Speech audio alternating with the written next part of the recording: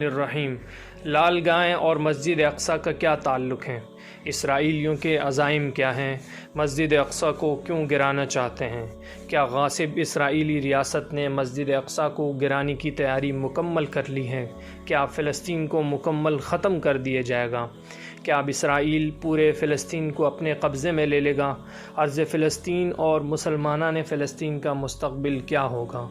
ایک عرصے سے کٹر یہودیوں کو اپنے مسیحا اور نجات دہندہ کا انتظار ہے، جو یہودیوں کو ان کو کھویا ہوا مقام دلائے گا۔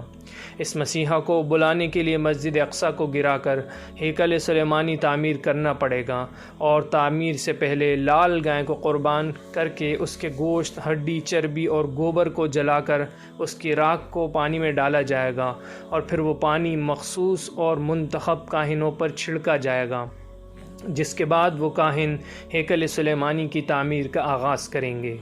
یہودی شدت پسندوں کا ماننا ہے کہ ہیکل سلیمانی کی تعمیر ہی دراصل ان کے عروج کا نقطہ آغاز ہے۔ جیسے ہی ہیکل تعمیر ہوگا تو ان کا تسلط و غلبہ قائم ہو جائے گا، اور پھر صہیونیوں کا گریٹر اسرائیل کا خواب پورا ہو جائے گا۔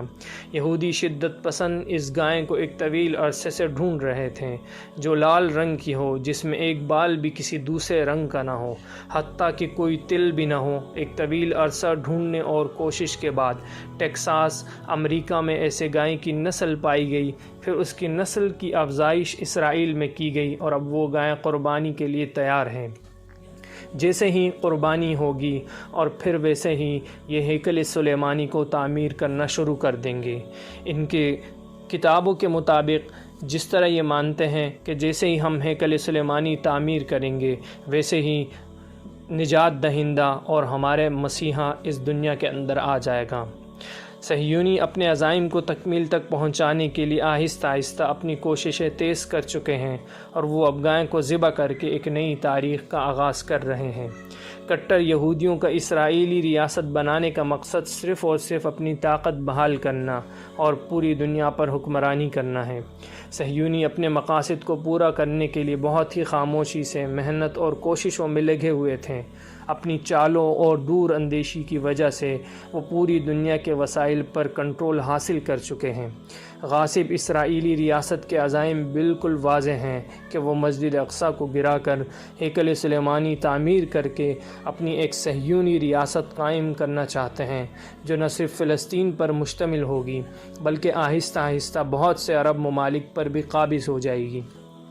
اس وقت اسرائیل کو روکنے والے صرف اور صرف فلسطین کے مسلمان ہیں، جو صرف اللہ رب العزت کی مدد و نصرت سے صہیونیوں کا مقابلہ کر رہے ہیں۔ جس دن اہل فلسطین کی مزاحمت اور ان کا جہاد ختم ہو گیا، پھر اسرائیل کو روکنے والا کوئی بھی نہیں ہوگا، اور تمام عرب ممالک اس کے قبضے میں ہوں۔